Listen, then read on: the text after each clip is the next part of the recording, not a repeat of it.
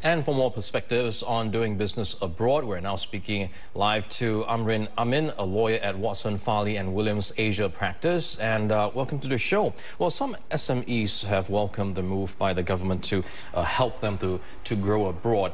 But there could be some reluctance because of being in an unfamiliar territory. What are some of the common concerns that these companies have before venturing abroad? Dominic, as you know, businesses confront all kinds of business risks, and everyone has different thresholds. I guess the concerns that we typically hear can be categorized into four broad categories. First, political concerns, and this would include things like concerns on whether the government is friendly towards investments or foreign investments. And there's also concerns about political climate. Typically, we see that in an election year, the government may take on a more nationalistic approach to certain things because nationalistic sentiments run high. The second category is the regulatory concerns.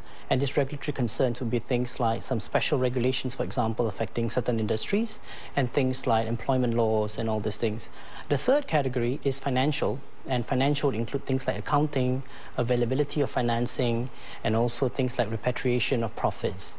And the fourth category would be the operational or day-to-day, and this would impact things like culture, language, and also access to talent and technology. So I think these are the broad concerns that we hear typically from businesses. You touched on the issue of money and costs. How far would grants, for example, like the Market Readiness Grant, go in helping companies engage legal services, for example, because is it enough to pay for these legal services? Because some of them fear that it might be expensive.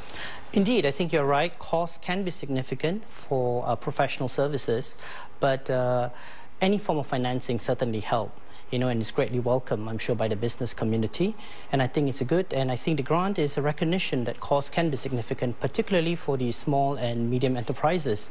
However, it's important to recognize that legal cost is a necessary cost. Legal and professional costs are necessary costs because it is important to get quality advice, and this is so that you can prevent pitfalls and structure your investments properly.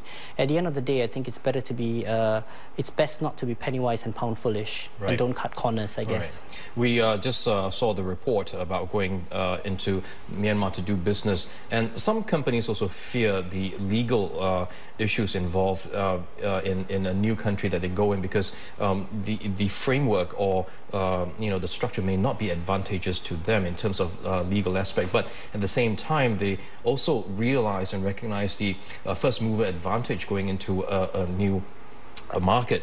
So for these companies, what can they do from the legal perspective to mitigate some of the risks that they will see?